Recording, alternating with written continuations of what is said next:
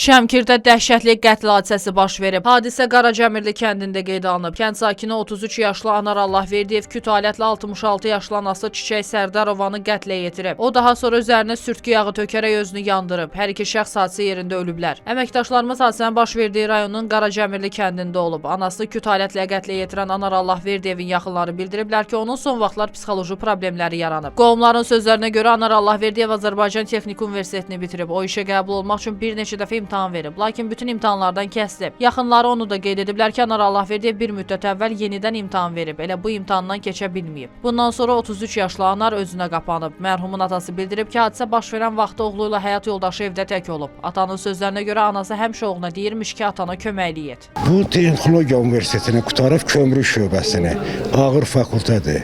Neçə də Bakıya getdi, imtahan verdi, girənmədi. Evdə də sözə baxmırdı. Belə maması deyir də, bala girənmədin, hamı həyatında işləyir, panik əkir, gəl panik əki ilə. Deyirdi, yox, mən panik əkmirəm.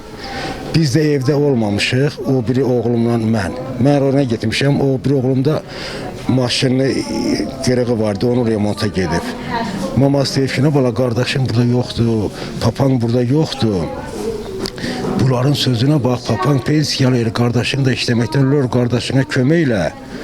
Bax, belə bunun üstündə mamasını vurub da, deyib, niyə elə deyirsən bana? Oğlu tərəfindən qətlə yetirilən 66 yaşlı Çiçək Sərdarovanın yaxınları onun çox sakit bir qadın olduğunu bildiriblər. 66 yaşlı qadın uzun müddət Qaracəmirli kənd orta məktəbində Azərbaycan dili və ədəbiyyat müəllimi işləyib. Ötən il isə Çiçək Sərdarova təqaüdə çıxıb. Qohumların sözlərinə görə Anar anasını qab yuyan zaman qətlə yetirib. Çəkişlə vurub, yıxılıb.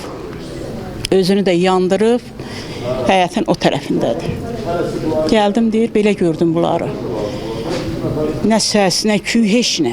Bir yoldaşım deyir, xırıldayır. Belə bir psixli imtahanına 2-3 dəfə kəsildi. Özünə qapandı bu uşaq ki, mən niyə kəsildim? Bu cür imtahan, məktəb oxumuşam, mən kəsildim. Yəqin beyninə nəsə yerləşib da.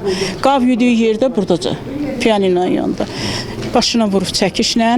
Qeyd edək ki, qətlə yetirilən 66 yaşlı Çiçək Sərdarovanın 3 oğlu olub. Anasını qətlə yetirən 33 yaşlı Anar Allahverdiyev subay olub. İmtahanlardan kəsildiyinə görə ruhi sarsıntı keçirib və bunun nəticəsində psixoloji problemləri yaranıb. Ana və oğlun meyiti müayinə olunmaq üçün məhkəmə tibbi ekspertiza və patoloji anatomiya birliyinin publik hüquqi şəxsin Şəmkir rayon şöbəsinə təhvil verilib. Meyit müayinə olunduqdan sonra ailəsinə verilib. Hadisə yerinə polis və prokurorluq əməkdaşları cəlb edilib. Faktla bağlı Şəmkir rayon prokurorluğunda araşdırma aparılır.